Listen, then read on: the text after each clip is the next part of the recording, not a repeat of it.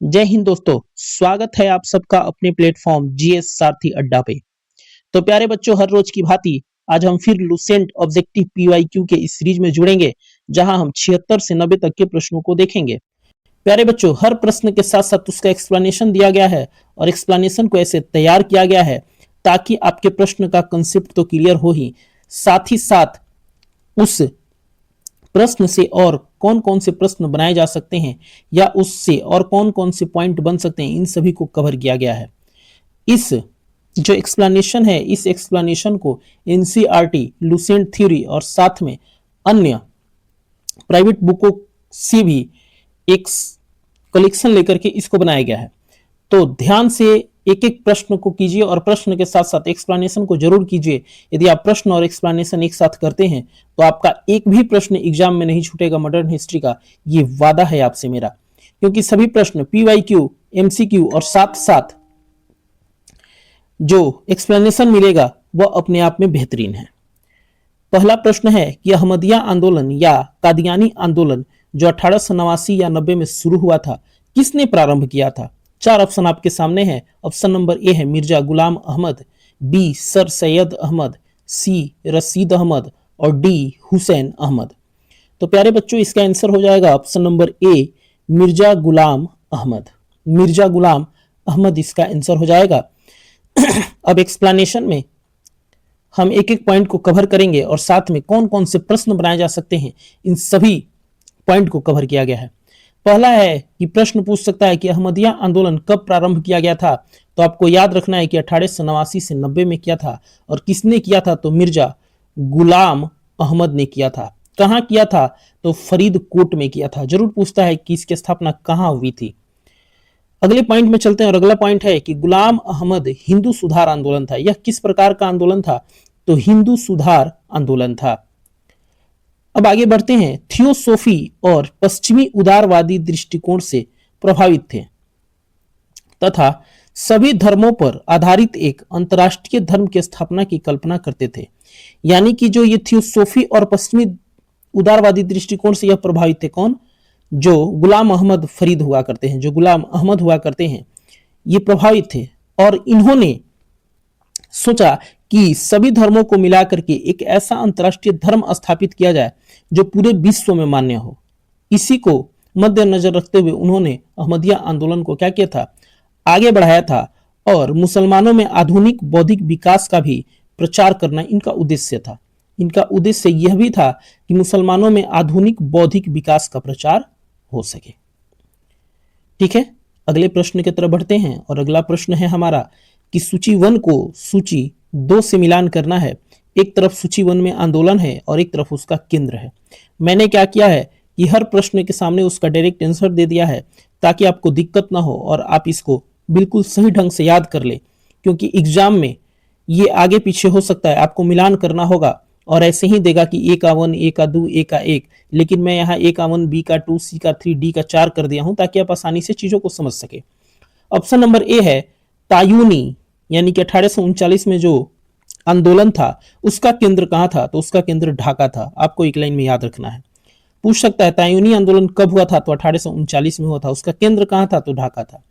दार उल उल्लूम जो 1867 का आंदोलन था, इसका केंद्र कहां था? तो देवबंद था। वन लाइनर क्वेश्चन है, आपको याद रखना है। अहमदिया आंदोलन 1889 से 90 के बीच में हुआ था। कहां हुआ था? तो फरीदकोट हुआ था। और जस्ट इसके ऊपर हम लोगों ने इस आंदोलन के बारे में पूरा पढ़ा है कि अहमदिया आंदोलन शुरू किसने किया, इसका उद्देश्य क्या था, कैसे अंतरराष्ट्रीय आंदोलन बनाना चाहते हैं, इन सभी पर हमने चर्चा कर लिया है। नदवा उल उलेमा जो 1894 से 95 के बीच में आंदोलन हुआ था, इसका केंद्र कहां था? तो लखनऊ था। कहां था? तो लखनऊ था। वही बात यहां रखा गया है कि किसका केंद्र कहां था। तो अब आगे बढ़ते हैं और अगला प्रश्न है हमारा। प्यारे बच्चों, यदि अभी तक आपने चैनल को लाइक शेयर सब्सक्राइब नहीं किया है तो सबसे पहले चैनल को लाइक शेयर सब्सक्राइब करें ताकि नोटिफिकेशन आपके साथ पहुंचे, और साथ में शेयर करना ना भूलें। आप अपने तमाम मित्रों, दोस्तों, सबके पास सेशन को शेयर कीजिए ताकि आपको भी यह बात पता है कि यूट्यूब के इतिहास में पहली बार इतने डिटेल्ड तरीके से हर प्रश्नों का एक्सप्लेनेशन तैयार करके कोई कंटेंट लेकर के आता है जो इतने बेहतरीन ढंग से कंटेंट को आपको देता है बिल्कुल फ्री ऑफ कॉस्ट में। आप याद रखिएगा, जीएस सारथी अड्डा आपका सारथी बन के आगे आपके साथ चलता रहेगा। और आप अपने आशीष सर को भी याद रखिएगा, क्योंकि इतना बेहतरीन कंटेंट फ्री में यूट्यूब पे तो कोई देता नहीं है। अगला प्रश्न है कि कूका या नामधारी आंदोलन के नेता थे। कूका आंदोलन या नामधारी आंदोलन के नेता कौन थे?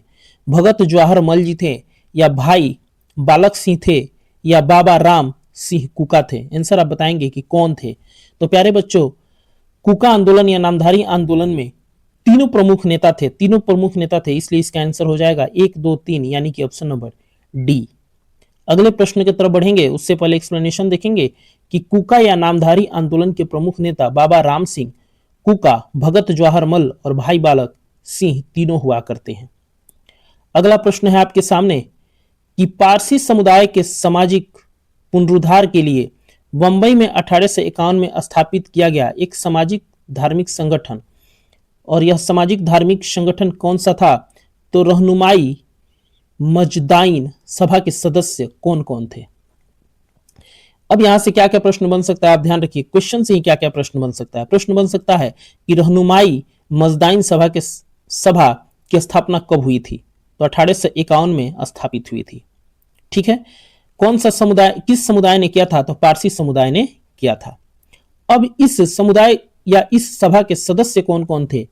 तो इस सभा के सदस्य प्यारे बच्चों ये पांचों होंगे, पांचों नाम आपको याद रखना है। एस बंगाली भी थे, नीरोजी फुरदोज जी भी थे, जेवी वाचा भी थे, दादा भाई नरौजी भी थे, आर के कामा भी थे, यानी कि ये पांचों थे। इसलिए इसका आंसर हो जाएगा प्यारे बच्चों 1, 2, 3, 4 और 5, यानी कि ऑप्शन नंबर बी इसका आंसर हो जाएगा। एक्सप्लेनेशन में हम कवर करेंगे और एक्सप्लेनेशन को देखेंगे, एक एक पॉइंट को आपको याद रखना है। अगर आप एक एक पॉइंट को ध्यान में रखते हैं, सेशन के लास्ट तक बने रहते हैं, तो आपका एक भी प्रश्न नहीं जाएगा। और आपको पता है कि एक प्रश्न भी गलत होता है तो इंसान कितना पीछे जाता है। जो कल सफलता की सीढ़ी पे आगे बढ़ते हुए सफलता पाने वाला व्यक्ति होता है, वह एक नंबर से क्या 0 पॉइंट कुछ नंबर से भी सफलता की सीढ़ी से ऐसे गिरता है जैसे कि फिर उसको प्रतिदिन सफलता की सीढ़ी पे चढ़ना पड़े फिर से। तो इसमें हम देखेंगे रहनुमाई मजदाइन सभा के प्रमुख सदस्य एच बंगाली, नरौजी फुरदोजी, वही बात सब कहा गया है, पांचों का नाम दिया गया है और ये पांचों उस सभा से संबंधित थे। अगले प्रश्न की तरफ बढ़ेंगे। अगला प्रश्न है कि वर्ष 1870 ईस्वी में कलकत्ता में भारतीय सुधार संघ यानी इंडियन रिफॉर्म एसोसिएशन की स्थापना किसने किया था? यह प्रश्न पहले भी हम लोगों को मिल चुका है कि भारतीय सुधार संघ यानी कि इंडियन रिफॉर्म एसोसिएशन की स्थापना किसने किया था? तो इसका आंसर हो जाएगा प्यारे बच्चों option number A, Keshav Chandra Sen. Keshav Chandra Sen किसने किया था? तो केशव चंद्र सेन ने किया था। और कब किया था? तो 1870 में किया था। इसका उद्देश्य क्या था? उद्देश्य आपको जरूर याद रखना चाहिए। जब कंसेप्चुअल क्वेश्चन बनता है तो उद्देश्य पता होना बहुत जरूरी है। उद्देश्य था सामाजिक सुधारों को बढ़ावा देना और शिक्षा का प्रसार करना। क्या था? तो सामाजिक सुधार जो है उसको बढ़ावा देना और शिक्षा का प्रचार प्रसार करना इसका मुख्य उद्देश्य था। बढ़ते हैं अगले प्रश्न की तरफ। और अगला प्रश्न है कि आर्य समाज से जुड़े व्यक्तित्व थे। आपको बताना है कि आर्य समाज से जुड़े इन चारों में से कौन कौन आर्य समाज से। तो हमें यह पता है कि आर्य समाज की स्थापना मुंबई में 1875 में दयानंद सरस्वती ने की थी। यहां तक हम लोगों ने अच्छे से पढ़ा है, क्योंकि कैसे कि उसका उद्देश्य क्या था, इन सभी बातों पे हमने पिछले वाले सेशन में अच्छे से बात कर रखा है और एक एक पॉइंट को कवर कर रखा है। तो दयानंद सरस्वती तो इससे संबंधित थे ही। बाकी के जो 3 नाम है, महात्मा हंसराज, पंडित गुरुदत्त और स्वामी श्रद्धानंद, ये तीनों भी आर्य समाज से जुड़े हुए व्यक्ति थे। इसलिए इसका आंसर हो जाएगा प्यारे बच्चों 1, 2, 3 और 4, यानी कि ऑप्शन नंबर सी। आपको याद रखना है कि आर्य समाज की स्थापना दयानंद सरस्वती द्वारा 1875 में की गई थी। महात्मा हंसराज, पंडित गुरुदत्त और स्वामी श्रद्धानंद भी आर्य समाज से जुड़े प्रमुख नेता थे। इन सब पे हम लोगों ने अच्छे से बात कर लिया है। अगला प्रश्न आपके सामने है कि सूची 1 को सूची 2 से सुमेलित करना है, और मैंने इस सूची 1 के जस्ट नीचे सूची 2 वाले को रख दिया है, यानी कि ए का आंसर जो है उसके नीचे है। 1 हो जाएगा, बी का 2, सी का 3, डी का 4, ताकि आपको बिल्कुल आसानी से चीजें ध्यान में रहे और आपको दिक्कत और परेशानी ना हो। तो ए है सूची 1 का ए है वेद समाज या ब्रह्म समाज ऑफ साउथ इंडिया। जिसकी स्थापना 1864 ईस्वी में हुई थी, किसने की थी? तो आपको नाम याद रखना है, श्री घरालू नायडू जी ने की थी। श्री घरालू नायडू होंगे, ये नाम आपको याद रखना है। किस किस की स्थापना की? तो वेद समाज या ब्रह्म समाज ऑफ साउथ इंडिया, ब्रह्म समाज नहीं, ब्रह्म समाज की तो स्थापना राजा राम मोहन राय ने की थी। ब्रह्म सभा की भी स्थापना किसी और ने किया था, वो भी मैंने अच्छे से बताया है। यहां ब्रह्म समाज ऑफ साउथ इंडिया की बात कर रहा है, तो यहां नाम चेंज हो जाएगा और इसकी स्थापना 1864 में की गई थी और श्री रघालू नायडू द्वारा की गई थी। अगला प्रश्न है कि आर्य समाज 1875 की स्थापना किसने की? तो इसका आंसर दयानंद सरस्वती होंगे। और कहां किया था? तो मुंबई में किया था। तीसरा और चौथा हम देखेंगे। तीसरा में है कि थियोसोफिकल सोसाइटी, जिसकी स्थापना 1875 ईस्वी में न्यूयॉर्क या यूएसए में की गई थी। तो आपको ये पूरा लाइन याद रखना है कि थियोसोफिकल सोसाइटी की स्थापना 1875 ईस्वी में, यदि पूछे कहां की गई थी तो न्यूयॉर्क जो यूएसए में है वहां की गई थी। और किसने किया था, यह बात जब पूछे कि किसने किया था तो आपको दो नाम याद रखना है, कर्नल एच.एस. अलकाट और मैडम एच.पी. ब्लात्स्की ने, दोनों ने मिलकर थियोसोफिकल सोसाइटी की स्थापना की थी। कहां की थी? तो न्यूयॉर्क की थी, 1875 में की थी। एक एक प्रश्न, एक एक पॉइंट को अच्छे से समझाया जा रहा है और एक एक प्रश्न और एक एक पॉइंट को आपको ध्यान में रखना है, क्योंकि प्रश्न कब और कहां से बनेगा इसकी कोई गारंटी नहीं है। और बाबू मैं बार बार कह रहा हूं कि एक प्रश्न नहीं, बल्कि यदि 0.001 नंबर भी कम होना तो आप बिल्कुल इतने पीछे और इतने नीचे और बच्चों से चले जाओगे कि जो सफलता की सीढ़ी बस एक छोटी सी, जैसे कहा जाता है ना, तिनके को खींच देने से पूरा महल गिर जाता है, वैसे हो जाएगा। इसीलिए एक एक पॉइंट को आपको ध्यान में रखना है, हर पॉइंट बेहतर ढंग से, और एग्जाम में कैसे प्रश्न बनते हैं, बनाए जाते हैं और कैसे बनेंगे, इन सभी चीजों को ध्यान में रख करके किया गया है। तो प्यारे बच्चों, अगला है दक्कन एजुकेशन सोसाइटी, जो 1884 ईस्वी में जिसकी स्थापना हुई थी, किसने किया था? आपको ध्यान रखना है, जी आगरकर ने किया था। जी आगरकर ने किया था। दक्कन एजुकेशन सोसाइटी की स्थापना जी आगरकर ने 1884 ईस्वी में किया था। एक्सप्लेनेशन में वही बात सब है जो ऊपर है कि वेद समाज की स्थापना श्री घरालू नायडू ने की थी। आर्य समाज की स्थापना स्वामी दयानंद सरस्वती ने की थी। थियोसोफिकल सोसाइटी की स्थापना कर्नल एच.ए. अलकाट और मैडम एच.पी. ब्लावत्स्की ने न्यूयॉर्क में की। और दक्कन एजुकेशन सोसाइटी की स्थापना जी आगरकर ने की। ठीक है, अगले प्रश्न की तरफ बढ़ते हैं और अगला प्रश्न है कि वर्ष 1905 में पुणे में भारत सेवक समाज यानी कि the servant of India society की स्थापना किसने की थी? आपको बताना है, भारत सेवक समाज या इंग्लिश में इसको the servant of India society कहा जाता है, इसकी स्थापना किसने की थी? चार नाम आपके सामने हैं। गोपाल कृष्ण गोखले ने की थी, मदन मोहन मालवीय ने की थी, या महात्मा गांधी ने, या बाल गंगाधर तिलक ने किया था। तो इसका आंसर हो जाएगा प्यारे बच्चों option number A, Gopal Krishna Gokhale ने किया था। और पूछता है कब किया था, तो 1905 में किया था, जिसको हमने अच्छे से यहां कवर कर रखा है।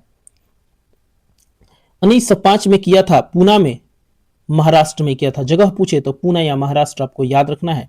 गोपाल कृष्ण गोखले ने किया था, जिसका उद्देश्य था, उद्देश्य आपको याद होना चाहिए। उद्देश्य जब पता होगा तो चीजें स्टेबल होंगी और आप लॉन्ग टर्म तक इस चीजों को याद रख सकते हैं। उद्देश्य क्या था? तो भारत सेवा के लिए प्रचारक तैयार करना, यानी भारतीय सेवा के लिए प्रचारक तैयार करना और संवैधानिक ढंग से भारतीय जनता के सच्चे हितों को प्रोत्साहित करना था। यानी कि भारतीय जनता के सच्चे हितों से प्रोत्साहित करना है, लेकिन कैसे? तो संवैधानिक ढंग से, कोई हिंसा के तरीके से नहीं करना है। इतने बातों को हमने सीखा और एक एक पॉइंट को आपको ध्यान में रखना है। फिर यहां सूची 1 को सूची 2 से मिलान करना है और इसके सामने मैंने आंसर इसलिए रखा है ताकि आपको दिक्कत परेशानी ना हो और आप चीजों को याद करें और एक एक प्रश्न आपके सामने हो। दीनबंधु सार्वजनिक सभा, जिसकी स्थापना 1884 में हुई थी, किसने की थी? तो याद रखना है, ज्योतिबा फूले ने की थी। ज्योतिबा फूले ने की थी। सेवा सदन 1885, इसकी स्थापना किसने किया था? सेवा सदन, जिसकी स्थापना 1885 में हुई थी, ये याद रखना एक एक पॉइंट, किसने किया था? तो बहरामजी एम मलावारी ने किया था। बहरामजी एम मालावारी ने किया था। देव समाज 1887 की स्थापना किसने की थी? तो इसकी स्थापना शिव नारायण अग्निहोत्री ने किया था। शिव नारायण अग्निहोत्री ने किया था। डी है रामकृष्ण मिशन 1897 की स्थापना किसने किया था?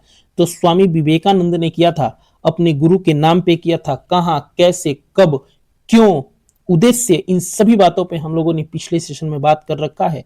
यदि आप नए हैं तो वीडियो को लाइक शेयर सब्सक्राइब करें और पिछले वाले सेशन को देखना ना भूलें, क्योंकि एक एक प्रश्न एक दूसरे से लिंक्ड है और जो मिस हो जाएगा वो फिर आपको मिलने वाला नहीं है। एक्सप्लेनेशन में देखेंगे कि दीनबंधु सार्वजनिक सभा की स्थापना ज्योतिबा फुले ने की थी। सेवा सदन की स्थापना बहराम जी एम मलावारी ने की थी। देव समाज की स्थापना शिव नारायण अग्निहोत्री ने की थी और रामकृष्ण मिशन की स्थापना स्वामी विवेकानंद ने की थी। वहीं ऊपर वाली सभी बातें हैं। फिर आगे बढ़ते हैं, अगले प्रश्न की तरफ जब बढ़ेंगे, इसमें भी सूची 1 को सूची 2 से मिलान करना है। सनातन धर्म सभा की स्थापना किसने किया था? आपको याद रखना है, सनातन धर्म सभा या भारत धर्म महामंडल, जिसकी स्थापना 1895 में हुई थी, किसने किया था? तो पंडित दीनदयाल शर्मा ने किया था। पंडित दीनदयाल शर्मा ने किया था। अगला है B, servant of India society 1905 में। इस पे अभी हम लोगों ने जस्ट ऊपर बात किया है और इसकी स्थापना गोपाल कृष्ण गोखले ने किया था। निष्काम कर्म मठ 1910 की स्थापना किसने किया था? तो डी के कर्वे ने किया था। डी के कर्वे ने किया था। इन तीनों के बारे में एक और होगा उसको भी हम देख लेंगे कि social civil league 1911, social civil league 1911 की स्थापना किसने की? तो एन जोशी ने किया था। एन जोशी ने किया था। आप यदि हमारे साथ मॉडर्न हिस्ट्री का सीरीज कर रहे हैं तो आपका मॉडर्न हिस्ट्री से एक भी प्रश्न इससे बाहर नहीं जाएगा और आपको कहीं और करने की जरूरत नहीं है। आपको फिर कंटेंट पढ़ने की जरूरत नहीं है, क्योंकि प्रश्न के साथ ही कंटेंट और कंसेप्ट क्लियर कराना, मुझे ऐसा लगता है कि आप अवेयर होंगे कि प्रश्नों को कैसे करना है, गलत हो रहा है तो क्यों गलत हो रहा है और एग्जामिनर कैसे कैसे प्रश्न बना सकते हैं। इन सभी चीजों को आप ध्यान में रख पाएंगे। सनातन धर्म सभा महाधर्म महामंडल की स्थापना जो है, ये सब वही है। जिसके नीचे जो था उसी को यहां रख दिया है। फिर यहां मैं बात नहीं करूंगा क्योंकि सबको ऊपर हम लोगों ने देख लिया है, वही बात है। अगला प्रश्न है कि वर्ष 1914 ईस्वी में मुंबई में सेवा समिति बॉय स्काउट एसोसिएशन, याद रखना है यह नाम आपको, कि सेवा समिति बॉय स्काउट एसोसिएशन की स्थापना किसने की थी? अगर पूछे कि कहां, तो मुंबई में की थी और कब, तो 1914 में की थी। 2 प्रश्न यहीं से बन गया। सेवा समिति बॉय स्काउट एसोसिएशन की स्थापना कब की गई थी? तो 1914 में। कहां की गई थी? तो मुंबई में। प्रश्न से ही प्रश्न बनाए जा सकते हैं। अब किसने की थी, बात यहां है। तो यह नाम आपको याद होना चाहिए, सी राम वाजपेयी होंगे। ऑप्शन नंबर ए, सी राम वाजपेयी ने सेवा समिति बॉय स्काउट एसोसिएशन की स्थापना किया था। यहां हम देखेंगे इसका उद्देश्य भी यहां होगा। वर्ष 1914 में श्री राम वाजपेयी ने सेवा समिति बॉय स्काउट एसोसिएशन की स्थापना की। अब स्थापना लॉर्ड बेडेन पावेल द्वारा इंग्लैंड में संगठित बॉय स्काउट एसोसिएशन के आधार पर की। यानी कि लॉर्ड बेडेन पावेल जो हुआ करते हैं, उन्होंने इंग्लैंड में बॉय स्काउट एसोसिएशन संगठन स्थापित किया था। उससे प्रेरित होकर के, अब पूछे कि किससे प्रेरित होकर के श्री राम वाजपेयी ने सेवा समिति बॉय स्काउट एसोसिएशन की स्थापना की? प्रश्न सीधा बनाया जा सकता है। कंसेप्ट यदि आपका क्लियर है तो ही आप प्रश्नों को बना पाएंगे। तो किसने की थी? तो सेवा समिति उद्देश्य बॉय स्काउट एसोसिएशन का पूरा नाम भारतीयकरण करना था। सॉरी, तो यहां आपको याद रखना है कि किसने किया था? तो श्री राम वाजपेयी ने किया था। और लॉर्ड बेडेन पावेल जिन्होंने बॉय स्काउट एसोसिएशन की स्थापना इंग्लैंड में की थी, उससे प्रेरित होकर के इन्होंने किया था। इस सेवा समिति का उद्देश्य क्या था? उद्देश्य आपको ध्यान में रखना है। तो उद्देश्य था बॉय स्काउट एसोसिएशन का पूरा भारतीयकरण करना, यानी कि जो बॉय स्काउट एसोसिएशन है उसको पूर्ण रूप से भारतीयकरण कर देना, यानी कि उसी को धरातल पे भारत में उतार देना। ठीक है। श्री राम वाजपेयी को अपने इस कार्य और उद्देश्य में सफलता भी मिली थी, यानी कि जो इंग्लैंड में चल रहा था उसको पूर्ण रूप से भारत में उतार देना इनका मुख्य उद्देश्य था। अगले प्रश्न की तरफ बढ़ेंगे।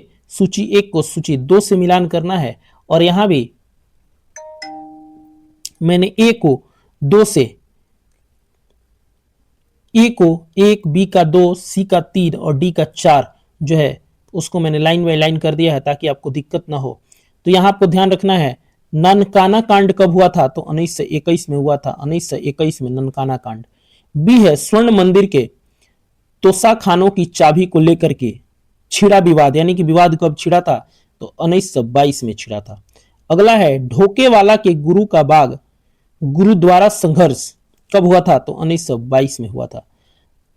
चौथा है जैतू यानी कि नाभा मोर्चा कब हुआ था? तो 1921 में हुआ था। इसलिए ए का 1, बी का 2, सी का 3, डी का 4 ये हो जाएगा। मैं बार बार इसको ऐसे स्किप इसलिए कर दे रहा हूं क्योंकि मैं इसको, मेरा पूरा ध्येय है कि आपका एक एक लाइन क्लियर हो। यहाँ वही बात फिर लिख दी गई है कि नाना कांड कब हुआ था, जो जैसा है उसी को यहाँ एक्सप्लेनेशन में भी कर दिया गया है।